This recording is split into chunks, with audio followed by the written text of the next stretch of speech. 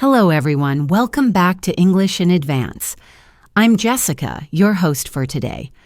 We're about to dive into a topic that is incredibly close to my heart. Something I believe is the secret ingredient, not just for learning English, but for changing your entire life. It's the hidden power that determines whether you feel stuck and frustrated or whether you feel hopeful and make incredible progress. Today, we are going to talk about positive thinking and how it can completely transform your English learning journey. Now, I know what some of you might be thinking. Positive thinking? Oh, Jessica, that sounds a bit too simple, a bit too fluffy. You might imagine someone just smiling all the time, pretending problems don't exist. But that's not what we're talking about at all. True positive thinking isn't about ignoring reality. It's not about pretending that learning English is always easy. Because we both know it's not. There are difficult days. There are moments of confusion. There are times you feel like you're not making any progress at all. Real positive thinking is about how you choose to see those challenges. It's the story you tell yourself when you make a mistake. It's the perspective you choose when you feel stuck.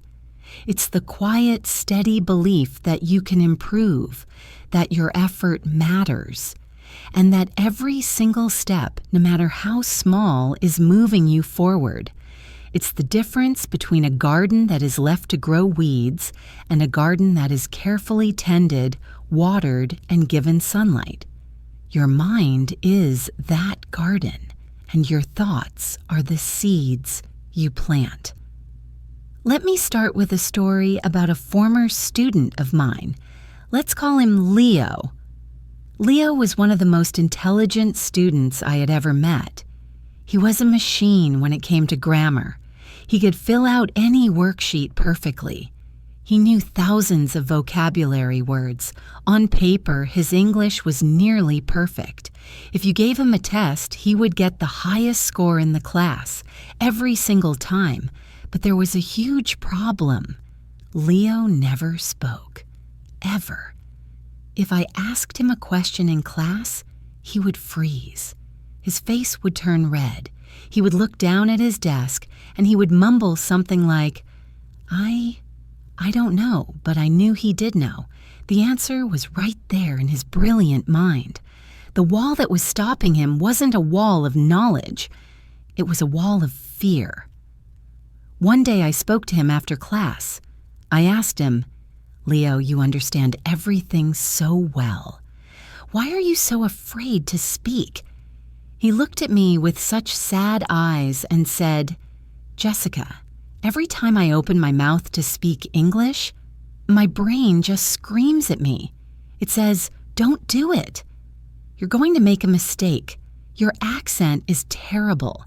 Everyone is going to laugh at you. You'll sound stupid. He told me that the voice in his head was so loud and so negative that it was easier to just stay silent. His mind was his own worst enemy. He had convinced himself that making a mistake was the worst thing that could possibly happen. This is where the journey of positive thinking began for him. I didn't give him more grammar exercises. I didn't give him more vocabulary lists. Instead, we started working on his thoughts. I introduced him to a very simple but very powerful idea, the idea of reframing. Reframing is like looking at something through a different camera lens. The object is the same, but how you see it changes completely. We started with his biggest fear, making a mistake. The negative thought was, if I make a mistake, I am a failure and people will laugh at me. We worked on changing that thought, on reframing it. The new thought we practiced was, every mistake I make is proof that I am trying. Every mistake is a learning opportunity. It's a signpost showing me what I need to practice next.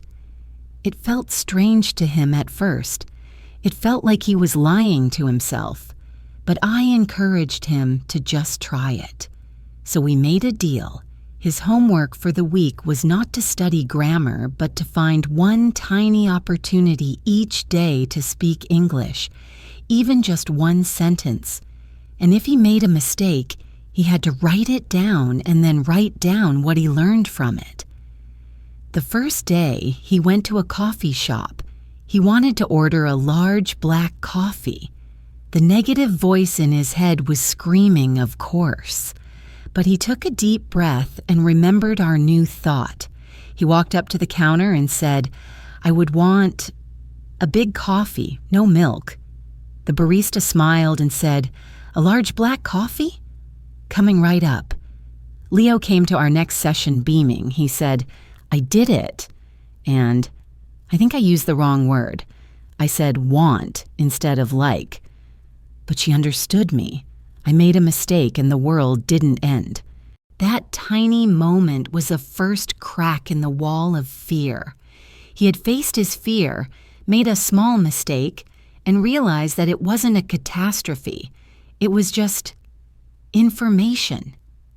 The next day, he asked a stranger for the time.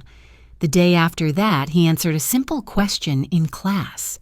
Each time he spoke, he was planting a new seed in his mind, a seed of courage. He started to see speaking not as a test he could fail, but as a game he could play. The goal wasn't perfection. The goal was participation. Over several months, Leo transformed. He started raising his hand in class. He joined a conversation club. He even made friends with other English speakers. He still made mistakes, of course. We all do. But the story he told himself about those mistakes had changed. They were no longer signs of failure. They were signs of growth. Leo's English skills hadn't magically improved overnight. His mindset had. And that new mindset unlocked all the knowledge that had been trapped inside him. This story shows us that the biggest conversation you will ever have is the one inside your own head. If you can make that conversation a kind and supportive one, there is nothing you can't achieve. Now, I want you to think about your own journey. Is there a little bit of Leo in you? Do you have a negative voice in your head that stops you from trying? What does it say? Maybe it says, your pronunciation is not good enough, or you're too old to learn, or you'll never be fluent. I want you to catch that voice this week. When you hear it, I want you to pause and gently reframe it. If the voice says, my pronunciation is terrible, try changing it to, I am practicing my pronunciation and it's getting clearer every day. My accent is a sign of my courage. If the voice says, I'll never be fluent, change it to, fluency is a journey, and I am moving forward on my path every single day. This small shift is not magic. It is mental practice. And just like practicing a new word, practicing a new thought can change everything. Let's explore another very common experience for English learners, something I call the intermediate plateau. It's a feeling so many people have. Maybe this sounds familiar to you. You've been studying for a while. You made a lot of progress at the beginning. You learned the basic grammar, you built up your vocabulary, and you started to understand movies and podcasts. You felt so good, but then something changes. It feels like you've hit a wall. You study and study, but you don't feel like you're getting any better. You still make the same mistakes. You still struggle to find the right words in a conversation. It feels like you are stuck, trapped at an intermediate level forever. This is the plateau, and it can be one of the most frustrating parts of the learning journey. I remember a student named Maria who came to me feeling completely hopeless. She was a doctor in her country and needed to pass an advanced English exam to work in the United States. She'd been studying for 2 years. She told me, "Jessica, I feel like my brain is full. I study for hours every day, but my test scores are not improving. I listen to podcasts, I read books, I do everything they say, but I am stuck. Maybe this is just my limit. Maybe I'm just not smart enough to get to the next level." Her shoulders were slumped, and her voice was filled with despair. She was on the verge of giving up on her dream. Maria's problem wasn't her intelligence or her effort. Her problem was her perspective.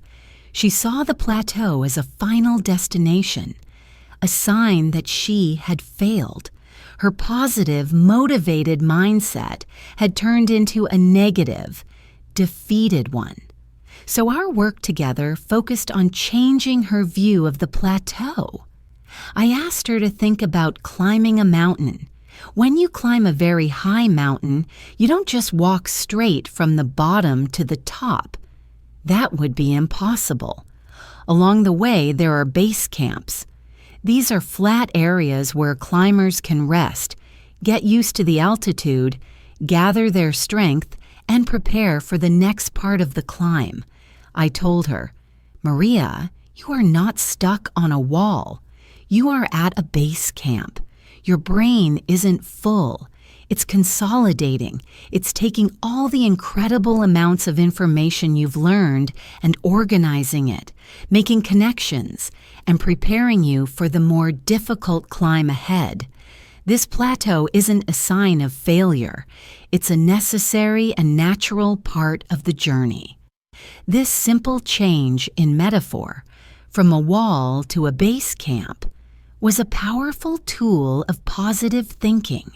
It changed the feeling from one of being trapped to one of resting and preparing. Next, we tackled the feeling that she wasn't making any progress. When you're at a plateau, progress is harder to see because the steps forward are much smaller than they were at the beginning. So we started a small wins journal. Every single day, Maria had to write down at least 3 small English-related successes. It could be anything. At first, she struggled. She would say, "But I didn't have any successes today." I would push her to think smaller. "Did you understand a new word in a podcast? Write it down. Did you use a new phrase in an email? Write it down. Did you speak for 1 minute without getting nervous? Write it down. Did you manage to think in English for 30 seconds? Write it down."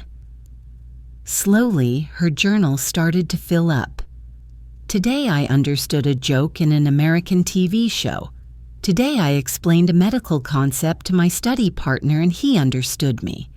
Today I read a whole page of a novel without using a dictionary. As she wrote these things down, something amazing happened. She started to see her progress again. The big jumps weren't there, but hundreds of tiny steps were. Each small win was a reminder that she was still moving forward even if it felt slow. This practice of celebrating small wins rebuilt her confidence and motivation. It refilled her tank with positive energy. The final piece for Maria was to change her study habits. Because she was at a base camp, she needed new equipment for the next part of the climb. Instead of just studying more hours, we focused on studying differently. We identified very specific small areas for improvement, like using prepositions correctly or mastering the pronunciation of the th sound. By breaking the huge goal of getting to the next level into tiny, manageable micro goals, the journey felt possible again. 6 months later, Maria passed her exam. She told me that the biggest lesson she learned wasn't a grammar rule. It was learning to see the plateau not as a prison, but as a resting place. She learned to be patient with herself and to celebrate the small, invisible progress that happens every day. So if you are feeling stuck on a plateau right now, please hear me. You are not failing. You are at a base camp. Your mind is doing important work behind the scenes. I want you to try Maria's technique. For 1 week, start a small wins journal. Don't look for huge achievements. Look for the tiny victories. Did you understand the lyrics of a song? Did you write a comment on social media in English? Did you avoid translating a word in your head? Celebrate these moments. They are the fuel that will prepare you for the next stage of your climb. Positive thinking in this context is about adjusting your focus. Instead of staring at the giant, intimidating peak of the mountain, focus on the very next step in front of you. Take that step, celebrate it, and then take the next one. That is how you climb mountains, and that is how you master a language. Now let's talk about something I see all the time, especially in our modern world of social media: the comparison trap. This is a sneaky monster that can steal your joy and crush your motivation. It happens when you start looking at other people's English skills and comparing them to your own. You listen to a native speaker and think, "I'll never sound like that." You see a post from a classmate who seems to be learning faster than you, and you think, "What's wrong with me? Why am I so slow?" You watch a YouTuber who speaks flawlessly, and you feel a sense of despair. Comparison turns learning from a personal journey into a painful competition. A competition you can never win. I want to tell you a story about a young woman named Chloe. Chloe was a designer, a very creative and visual person. She loved the English language. She loved the way it sounded, the movies, the music. But her love for the language was being poisoned by her habit of comparison. She followed dozens of influencers and English teachers on Instagram and YouTube.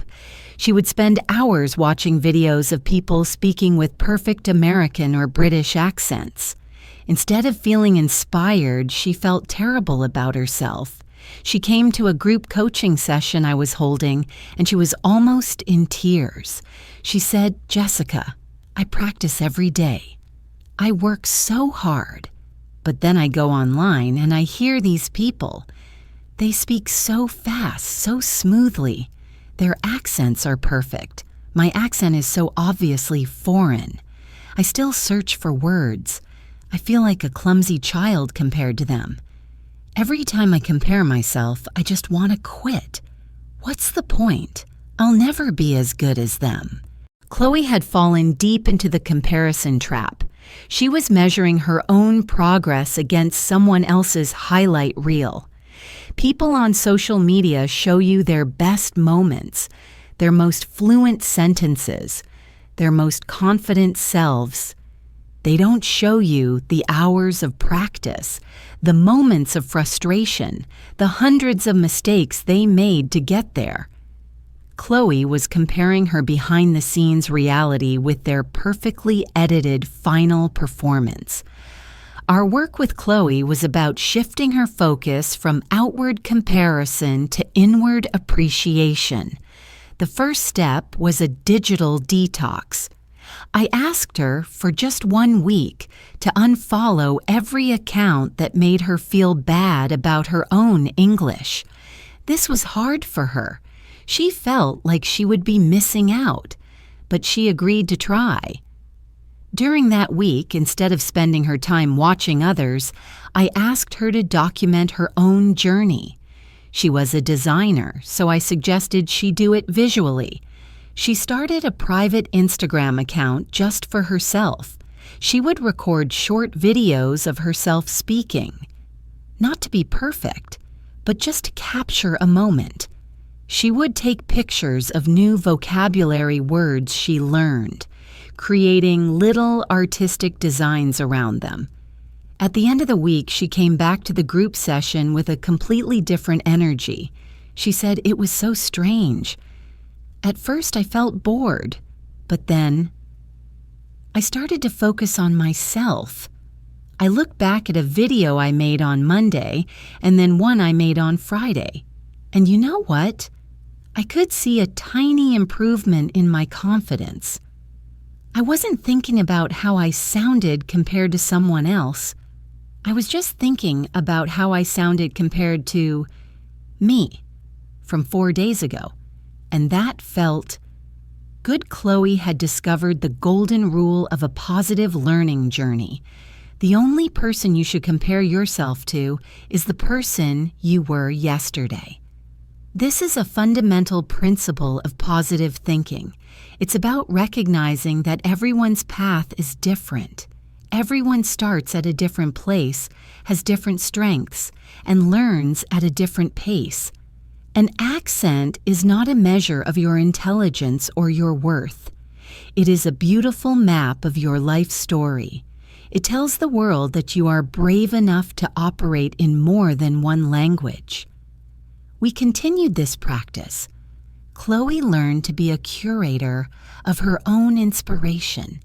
She slowly started following some accounts again, but this time with a new rule. She would only follow people who made her feel inspired and motivated, not inadequate. She found creators who were also learners, who shared their mistakes and their struggles. This made her feel connected, not compared. She learned to see fluent speakers not as a standard she could never reach, but as a preview of what was possible for her in the future. It was a shift from, "I'll never be that good," to, "Wow, look what's possible with time and practice." If you find yourself caught in the comparison trap, I want you to try Chloe's method. First, pay attention to how you feel. When you are scrolling through social media or listening to other English speakers, check in with yourself. Does this make me feel motivated and excited to learn? Or does it make me feel small and discouraged? Be ruthless. Unfollow, mute, or block anything that steals your joy. Your mental space is precious. Protect it. Second, start documenting your own progress. You don't have to be a designer like Chloe. You could start a simple audio diary on your phone. Once a week, record yourself talking for 1 minute about your day. Don't judge it. Don't delete it. Just save it. A month from now, go back and listen to the first recording. I promise you, you will hear progress. You will have tangible proof that you are improving. This is so much more powerful than comparing yourself to a stranger. Your journey is yours alone. Embrace it, celebrate it, and remember, the goal isn't to be better than someone else. It's to be better than you used to be. That is a competition you can win every single day. Let's now turn to a topic that can be very painful for learners. Receiving negative feedback or criticism. No one likes to be criticized. It can feel like a personal attack. And when you are learning a language, you are already in a very vulnerable position. You are trying your best. You are putting yourself out there. And then someone points out your mistake. It can make you want to crawl into a hole and never speak English again. But a positive mindset can transform this painful experience into one of your most powerful tools for growth. I want to share the story of David, a software engineer who was preparing for a job interview with an international company. David was very good at his job, but his spoken English was his biggest insecurity. He hired a coach to help him practice for the interview. The coach was very direct, maybe a little too direct.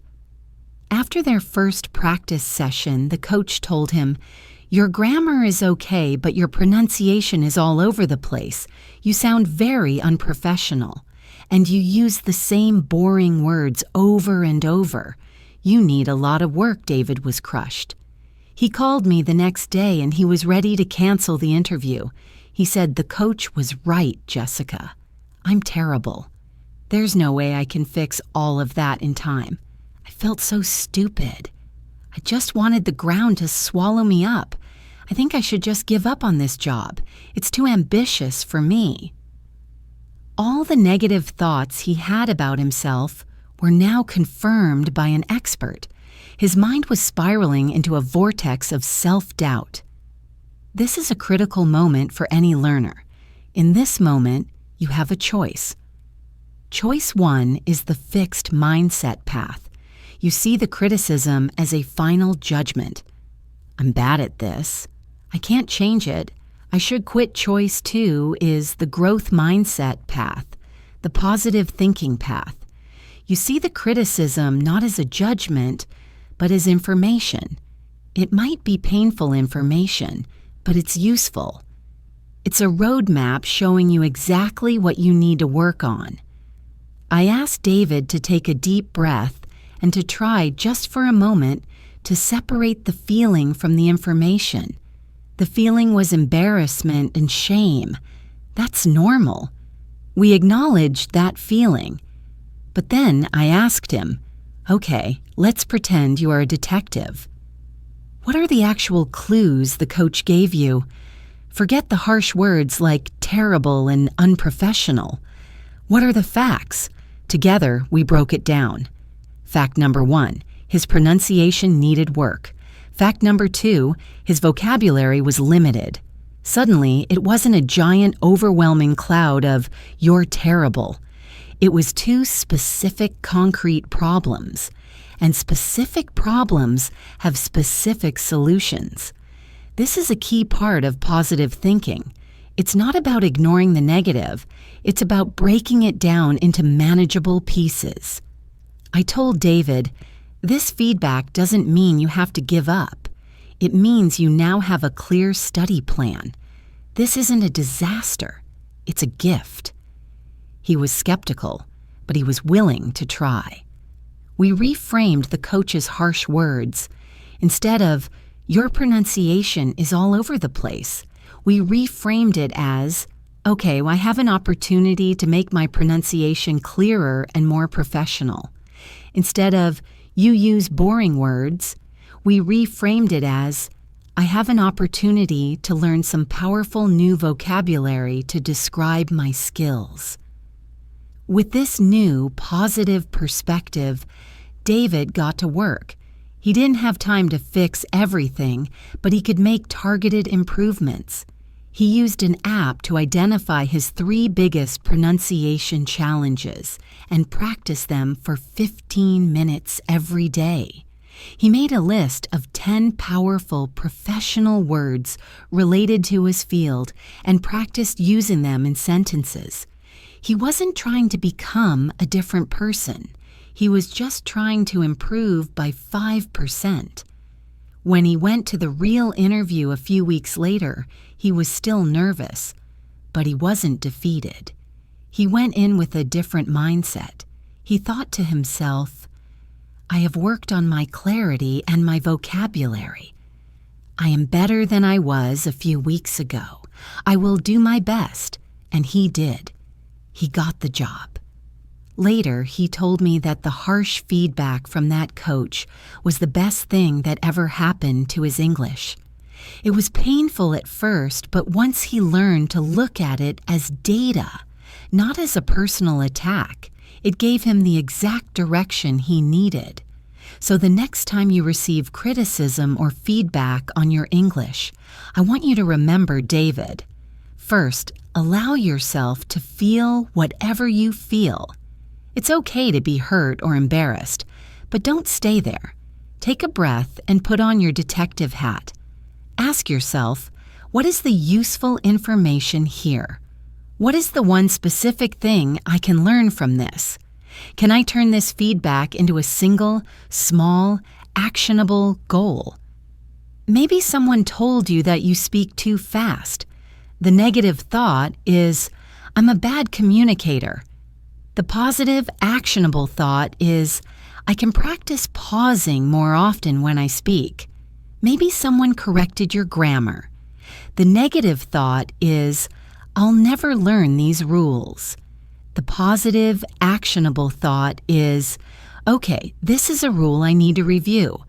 Let me find a video about it. When you learn to extract the lesson from the criticism, you transform a negative experience into fuel for your growth.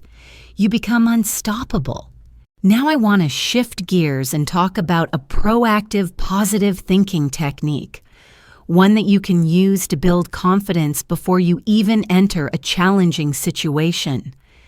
This technique is called visualization, and it is used by top athletes, musicians, and public speakers all over the world, but it is also an incredibly powerful tool for English learners. Visualization is the practice of creating a detailed, vivid mental movie of yourself succeeding at something. It's not just wishful thinking. It's a form of mental rehearsal. When you do it correctly, your brain can't actually tell the difference between a real experience and a vividly imagined one. You are essentially training your brain for success. Let me tell you about Kenji, a brilliant student from Japan who was terrified of job interviews. He had an upcoming interview for his dream job at an animation studio in Canada. The entire interview was going to be in English. He was so nervous that he could barely sleep. He knew all the answers to potential questions, but his fear was focused on the act of speaking itself.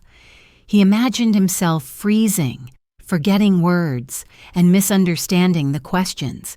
His mental movie was a horror film. I suggested we try visualization. I asked him to find a quiet place where he wouldn't be disturbed. I had him close his eyes and take a few deep breaths.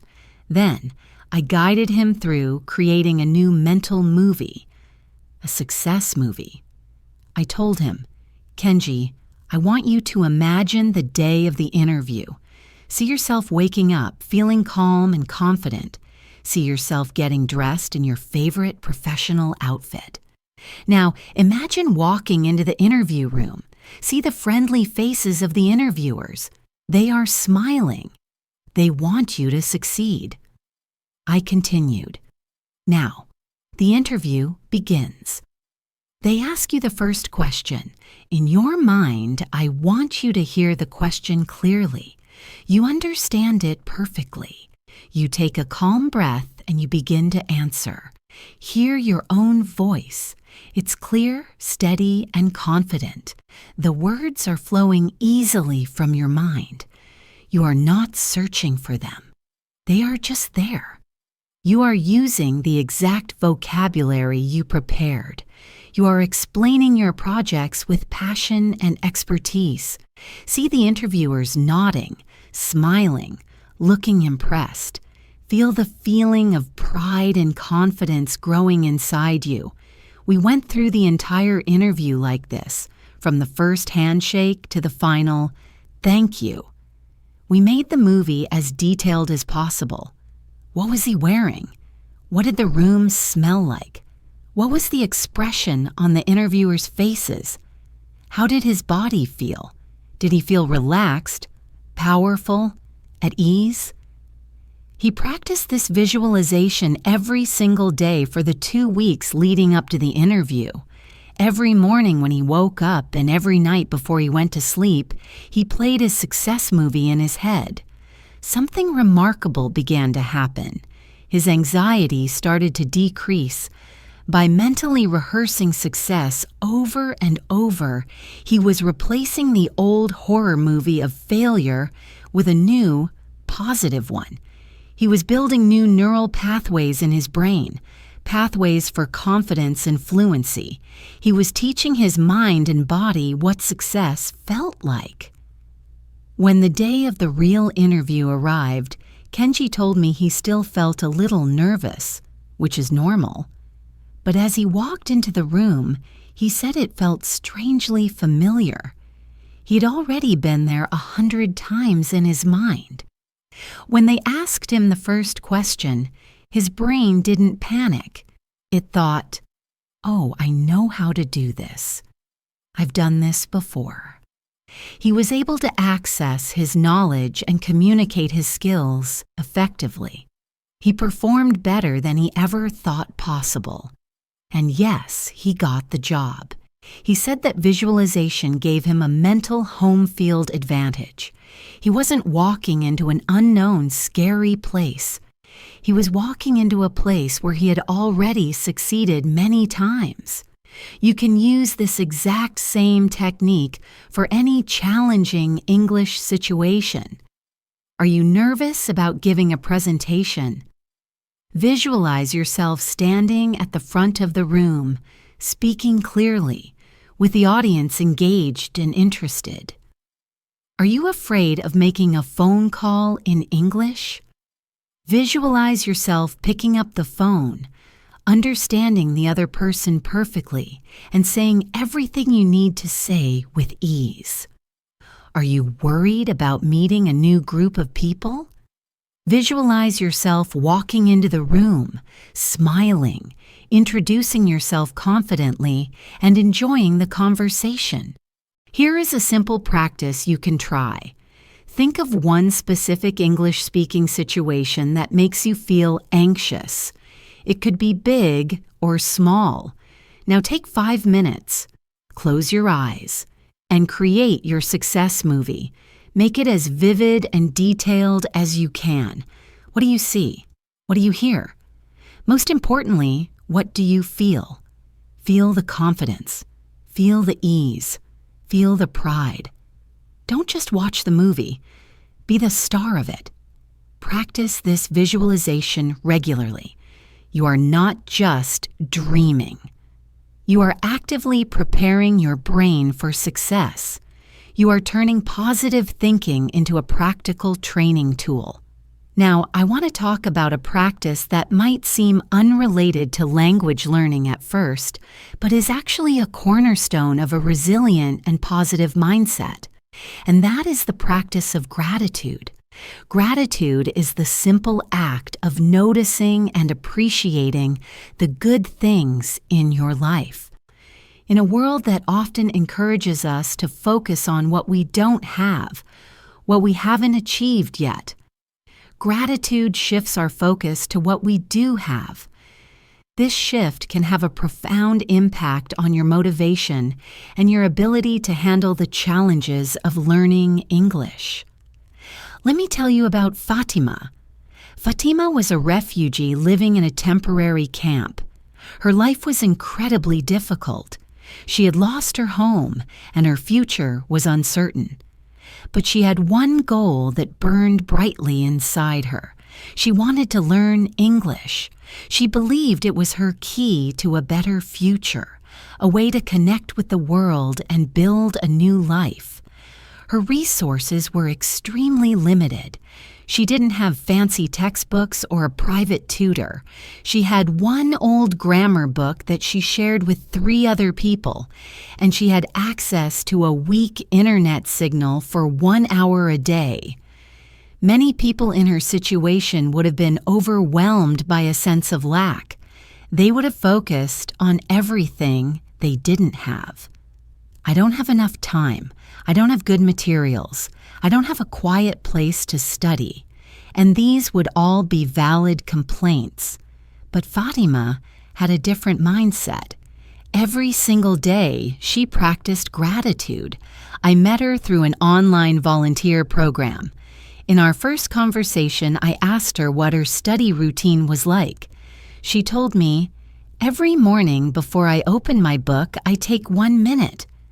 I close my eyes and I say, 'Thank you.' I say thank you for this book even though it is old.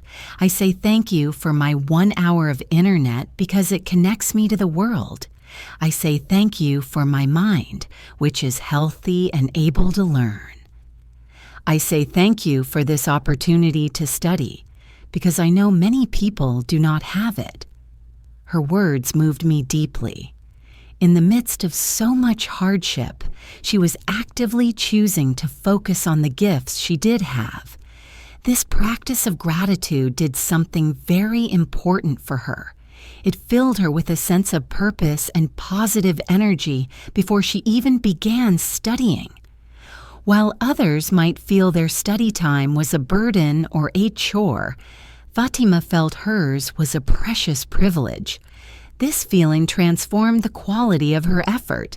Her 1 hour of study was more focused and more effective than someone else's 3 hours of distracted, resentful study. Gratitude also made her more resilient. On days when she struggled, when she couldn't understand a concept, or when the internet was too slow, she didn't fall into despair. Her foundation of gratitude reminded her of the bigger picture. She would tell herself, "This is difficult today, but I am still so lucky to have the chance to try." It protected her motivation from the inevitable frustrations of the learning process. Over the course of a year, Fatima's progress was astonishing. She became one of the most fluent speakers in our program. It wasn't just because she was smart. It was because her positive, grateful mindset kept her going day after day when many others would have quit. Fatima's story is an extreme example, but the principle applies to all of us. It is so easy to focus on the negative aspects of our English journey. We focus on the words we don't know, the accent we haven't perfected, the fluency we haven't reached. Gratitude invites us to flip the script. What if, for 1 week, you started a gratitude practice specifically for your English learning? Here's what you could do. Every day before you start studying or practicing, write down 3 things you are grateful for related to your English journey. They can be very simple. For example, I am grateful for the podcast I'm listening to right now, which is teaching me new things for free. Or, I am grateful for my ability to read these words and understand them. Or, I am grateful for the mistake I made yesterday because it taught me a new grammar rule. This practice takes only 2 minutes, but it can completely change the tone of your study session. It shifts you from a mindset of lack and frustration to a mindset of abundance and opportunity. It reminds you that learning is not a punishment. It is a gift. When you feel grateful for the process, you will find more joy in it. And when you find more joy, you will be more consistent. And as we know, consistency is the true secret to success. So try it. Before your next study session, pause and find something to be thankful for. You might be surprised at how much lighter and more motivated you feel. Building on this idea of perspective, let's talk about the language we use to describe our learning. The words we choose, both out loud and in our own minds, have a huge impact on our motivation. There's a tiny but profound difference between saying, I have to study English, and saying, I get to study English. Let's explore that. I have to feels like a burden. It feels like an obligation, a chore, something that is being forced upon you. When you say, I have to practice speaking, it sounds like it's on the same level as I have to do the dishes or I have to pay my taxes. It's something you want to get over with as quickly as possible. This mindset drains your energy before you even start. I get to, on the other hand, feels like a privilege. It feels like an opportunity. It frames the act of learning as something special, something that you are fortunate enough to be able to do. I get to practice speaking implies that you are excited about the chance to improve and connect with others. This mindset energizes you. Let me tell you about Ben. Ben was an accountant and he worked long hours. He needed to improve his English for his job to communicate with international clients. For a long time, his mantra was, I have to. He would come home from a long day at work and think, ugh, I'm so tired, but I have to study English for an hour. His study time was filled with resentment. He would stare at his book, but his mind would be elsewhere. He was physically present, but mentally he was resisting. As a result, his progress was painfully slow, which only added to his frustration. One day we were talking about his lack of motivation, and I asked him to tell me why he was learning English. He talked about his job, but then he started talking about other things. He said, "Well, I'd love to travel one day without a translator. I want to understand my favorite movies without subtitles. I want to read books from other cultures. I want to meet people from all over the world." As he spoke, his face lit up. I pointed this out to him. I said, "Ben, when you talk about what you have to do, you sound tired and bored. But when you talk about what learning English will allow you to do, you sound passionate and alive. What if you tried to connect your daily study with those bigger dreams?" I suggested a simple experiment. For 1 week, every time he caught himself thinking, "I have to study," he had to consciously change it to, "I get to study." So that evening, he came home tired as usual. The old thought popped into his head, "I have to study." He stopped himself. He took a breath and said out loud, "No, I get to study. I get to spend an hour building the skills that will let me travel the world. I get to open my mind to new ideas. I get to invest in my future self." He told me it felt ridiculous at first, but he stuck with it, and a subtle shift began to occur. By changing the language, he started to change his emotional connection to the act of studying. It was no longer a punishment after a hard day's work. It became a protected hour for himself, a positive and hopeful part of his day. He started looking forward to it. He would think, "I get to listen to that interesting podcast now," or "I get to chat with my language partner tonight." His focus moved from the effort to the opportunity. And guess what happened? His learning accelerated. He was more engaged. He retained more information, and he started to actually enjoy the process. This is a powerful example of how positive thinking is not about ignoring reality. Ben was still tired after work, but about choosing the frame through which you view that reality. Are you viewing your study time as a prison sentence or as a playground? I invite you to try this yourself.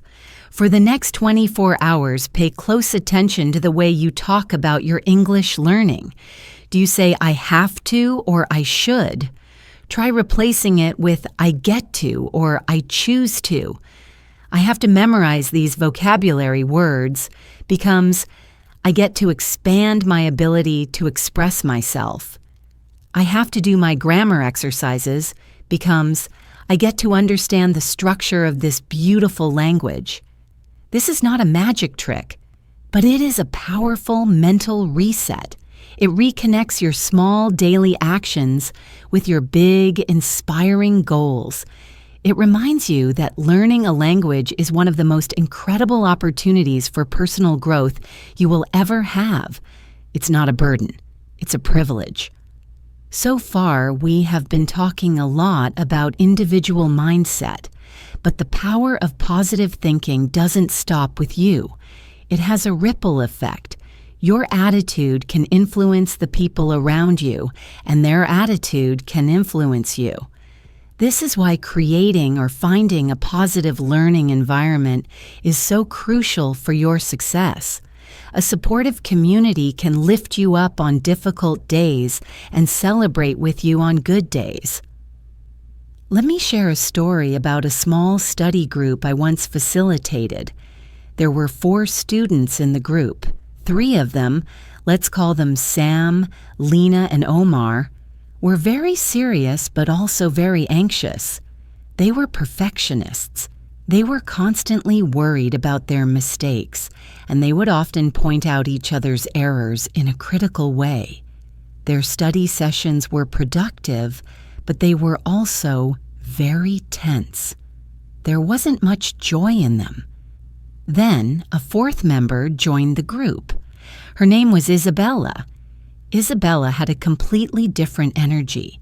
She wasn't any more talented than the others, but she was wonderfully positive. When she made a mistake, she would laugh and say, "Oops. Okay, brain, let's file that one away for next time." When someone else made a mistake, she wouldn't criticize. She would say something encouraging like, "Oh, that was a great try. I know exactly what you meant to say." That's a tricky word, isn't it? At first, the other 3 students were a little confused by her. They were used to a more serious, critical environment, but Isabella's positivity was contagious. When she laughed at her own mistakes, it gave the others permission to be less hard on themselves. When she celebrated a small success, like someone using a new word correctly, it reminded everyone to look for the good. She started a new tradition in the group. At the beginning of every session, each person had to share one English win from their week. It could be anything, big or small. Slowly but surely, the entire dynamic of the group changed. The tense, serious atmosphere was replaced by one of warmth, encouragement, and laughter. They started to see each other not as competitors, but as teammates. They felt safe to take risks and make mistakes in front of each other because they knew they wouldn't be judged.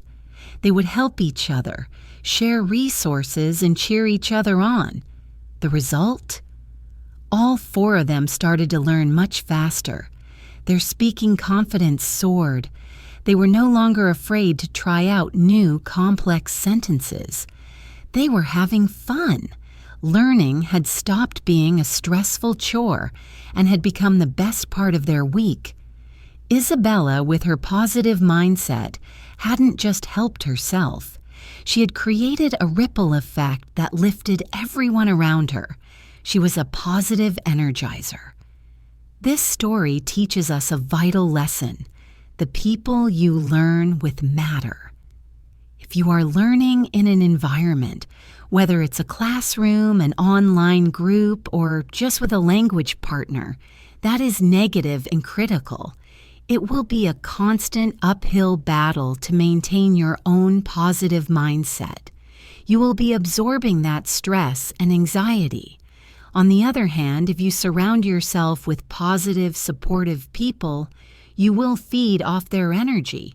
Their belief in you can help you when your own belief falters. So I want you to think about your learning environment. Who are the people you practice with? How do they make you feel? Do they inspire you and encourage you?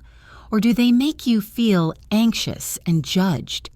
Your mission, should you choose to accept it, is to become a positive force in your own learning community. Be an Isabella. When you practice with a partner, be the one to say, "Great job." Be the one to celebrate their successes. Be the one to be kind and patient when they make a mistake. And if you don't have a learning community, seek one out. Find a conversation club, an online forum, or a study group that has a reputation for being friendly and supportive. Your environment is like the soil in a garden. If the soil is toxic, it doesn't matter how good the seed is. It will struggle to grow. But if the soil is rich and nurturing, even the smallest seed can blossom into something beautiful. So choose your soil wisely and do your part to add nutrients to it for everyone else. Positivity is a team sport. As we've explored these stories and ideas, you might be wondering if positive thinking is just a nice idea, or if there's something more to it. Is there any real, tangible science behind it? The answer is a resounding yes. In the last few decades, neuroscientists have made incredible discoveries about the brain's ability to change and rewire itself. This is a concept called neuroplasticity, and it is the scientific foundation that explains why a positive mindset is so effective. Think of your brain not as a fixed, unchangeable object, but as a dynamic network of roads. When you think a thought or perform an action, a signal travels down a specific road or neural pathway. The first time you think a thought, like, "I'm bad at English," it's like walking through a thick forest. You have to create a new path. It's difficult. But if you think that same thought again and again, the path gets wider. It becomes easier and easier to travel down. Eventually, it becomes a super highway. The thought becomes automatic, a default belief. This is how negative thought patterns become ingrained habits. But here's the amazing news from neuroplasticity. You can build new roads, and you can let the old roads become overgrown and disappear. Every time you challenge a negative thought and replace it with a positive one, you are starting to forge a new neural pathway. At first, this new path is small and difficult to access. It feels unnatural to think, "My mistakes are opportunities," when you've spent years thinking, "My mistakes are failures." But every time you consciously choose the new thought, you are sending a little more traffic down that new road. You are strengthening it. With repetition and consistency, that new positive pathway can become your new superhighway, your new automatic response. I like to imagine the work of a scientist. Let's call her Dr. Evelyn Reed. Dr. Reed conducted a study where she scanned the brains of two groups of language learners. Group A was the fixed mindset group. They were told that language ability is a natural talent you either have or you don't. Group B was the growth mindset group. They were taught about neuroplasticity and told that their brains could grow and change with effort. Both groups were given the same difficult language tasks. When Dr. Reed looked at the brain scans, she saw something fascinating. When the fixed mindset group made a mistake, their brains showed very little activity. It was as if their brain just shut down, thinking, "See, I told you I wasn't good at this." They didn't engage with the error. But when the growth mindset group made a mistake, their brain scans lit up like a Christmas tree. They showed intense activity in the areas related to attention and learning. Their brains were actively engaging with the mistake, analyzing it and learning from it. They saw the mistake not as a stop sign, but as an interesting puzzle to solve. This scientific study illustrates perfectly what we've been talking about. A positive, growth-oriented mindset doesn't just make you feel better, it literally makes your brain work better. It turns your brain into a more efficient learning machine. It primes you to pay attention, to engage with challenges, and to learn from your experiences. A negative mindset, on the other hand, can literally shut down the learning centers of your brain when you need them most. So when you are practicing positive self-talk, when you are reframing your mistakes, when you are visualizing success, you are not just playing a mental game. You are being a neuroscientist in your own brain. You are a brain builder. You are physically rewiring your mind for success. This should be incredibly empowering news for you. It means that your current mindset is not your permanent mindset. Your thoughts are not fixed in stone. You have the power, through your daily choices and practices, to build a brain that is more resilient, more confident, and more capable of learning. So the next time you feel frustrated, remember Dr. Reed's experiment. Remember that every challenge is an opportunity to strengthen a new pathway. You are not just learning English, you are literally changing your mind. And that brings us to the classic tale, a story you probably know, but one that perfectly captures the heart of our entire discussion today. The story of the tortoise and the hare, but retold for the English learner. Imagine two learners starting their journey on the same day. Let's call them Liam and Nora. Liam is the hare. He is naturally talented. Languages just seem to click for him. In the first few months, he speeds ahead. He memorizes vocabulary effortlessly. He picks up grammar rules after hearing them just once. Everyone, including Liam himself, is convinced he will be fluent in no time. But Liam has a negative, fixed mindset. He believes his talent is all he needs.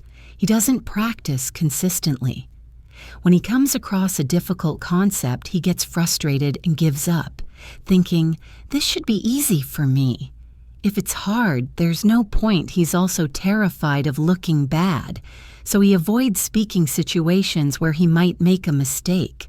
He is a fast sprinter, but he has no stamina. Then there is Nora. Nora is the tortoise. She does not feel naturally talented.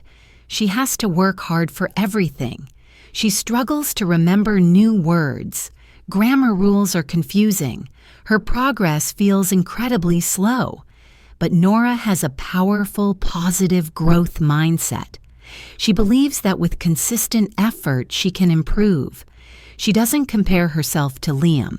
She only compares herself to the Nora of yesterday. Her motto is slow and steady.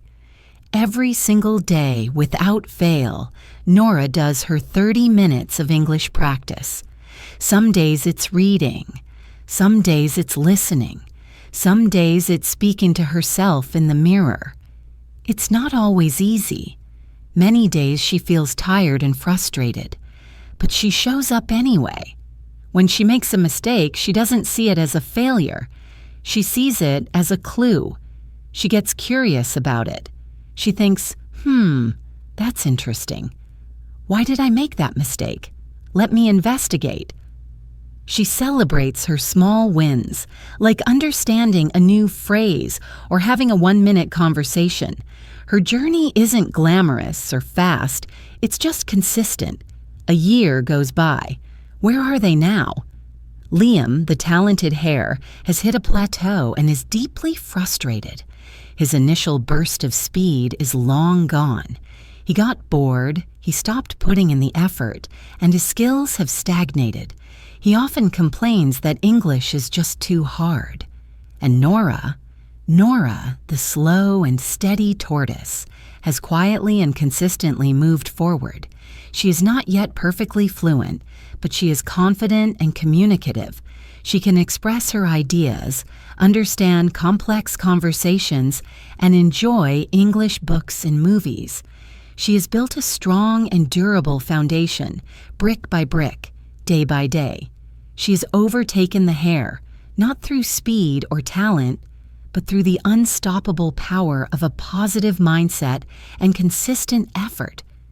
This story is not just a fable.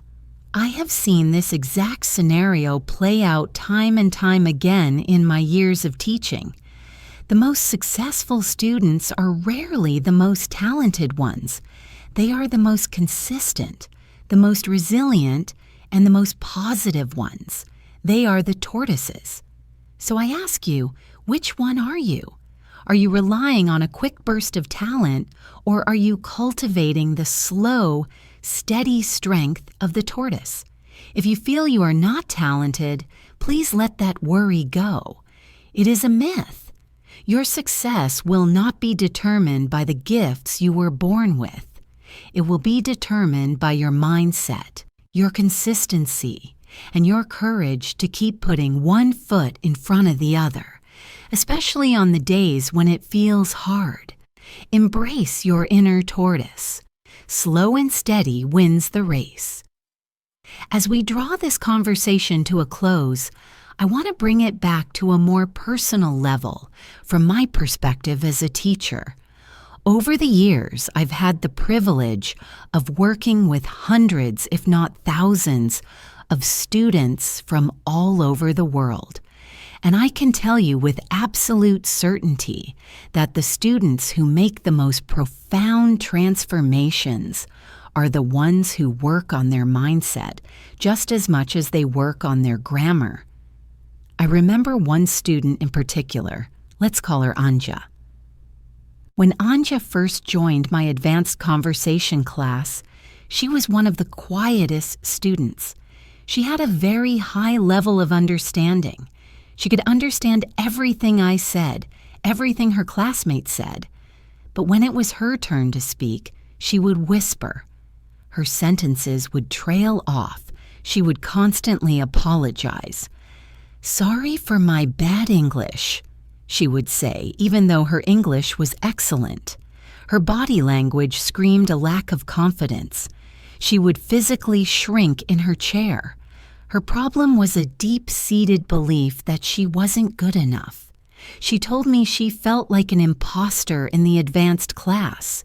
She was sure everyone else was better than her and that she was moments away from being discovered as a fraud. This is a classic case of what's known as imposter syndrome. For weeks, my feedback to her had nothing to do with her English. Instead, after class, I would gently point out her strengths. I'd say, "Anya, the point you made about that article was so insightful. No one else thought of that." Or, "Anya, your choice of vocabulary in that last sentence was perfect." I was trying to hold up a mirror to show her what I could see, a smart, capable, and advanced English speaker. The turning point came during a class debate. The topic was controversial, and the students were passionate. At one point, Anya, who usually stayed silent, forgot to be afraid. She had a strong opinion, and it just came out. She spoke for a full minute, with passion, clarity, and force. The whole class was captivated. When she finished, there was a moment of silence, and then one of her classmates said, "Wow, Anya, that was amazing." In that moment, Anya's face changed. It was like she saw herself through their eyes for the first time. The belief she had held about herself, that she wasn't good enough, was directly challenged by the reality of what had just happened. She had succeeded. From that day on, she was a different person. She started speaking up more. She stopped apologizing. She started taking up more space in the room. Her English skills didn't change overnight, but her belief in her skills did. And that unleashed her potential. She wasn't an imposter. She had belonged in that advanced class all along. She just needed to believe it herself. Anya's story is a beautiful reminder that so much of our perceived limitation is in our own minds. We build our own cages with our negative beliefs. Positive thinking gives you the key to unlock that cage. It's about learning to see yourself not for your perceived flaws, but for your undeniable strengths. It's about giving yourself permission to be powerful. So as we conclude, let's bring all these ideas together. We've talked about reframing mistakes like Leo did, about seeing plateaus as base camps like Maria, and about avoiding the comparison trap like Chloe. We've discussed turning criticism into fuel like David, using visualization for success like Kenji, and practicing gratitude like Fatima. We've explored the power of shifting from "I have to" "I get to" like Ben, the ripple effect of being a positive force like Isabella, and the science of neuroplasticity that proves you can change your brain. We've been reminded by the story of Nora the tortoise that consistency powered by positivity will always beat talent that is lazy and negative. And we've seen through Anja's story that believing in yourself is the final, essential step to unlocking your fluency. Your journey with English is a marathon, not a sprint. There will be sunny days and there will be rainy days. Talent is like having a fancy pair of running shoes. It might make the start a little more comfortable, but mindset is your mental and emotional stamina. It's the voice in your head that tells you to keep going when you're tired. It's the belief that you can finish the race. And in the end, that is what will get you across the finish line. So I want to leave you with a final call to action. Don't just be a passive listener of this podcast. Be an active participant in your own growth. Choose one, just one, idea from our conversation today and commit to practicing it this week. Will you start a small wins journal? Will you practice visualization for 5 minutes a day? Will you reframe one negative thought? Will you start your study session with a moment of gratitude? Choose one small, manageable action. The goal is not to become a perfect positive thinker overnight. The goal is to start building the habit, to start laying the first stones of a new, stronger neural pathway. Thank you so much for joining me today on English in Advance. It has been an absolute pleasure to share these stories and ideas with you. I truly believe that the power to transform your English journey is already inside you. It's in your thoughts, your perspective, and your choices. Nurture it, practice it, and watch as your world opens up. If you found this episode helpful, please consider sharing it with a friend who might need to hear this message. And I would love to hear your story. What is one way you are going to practice positive thinking on your English journey this week? You can always connect with us on our social media channels.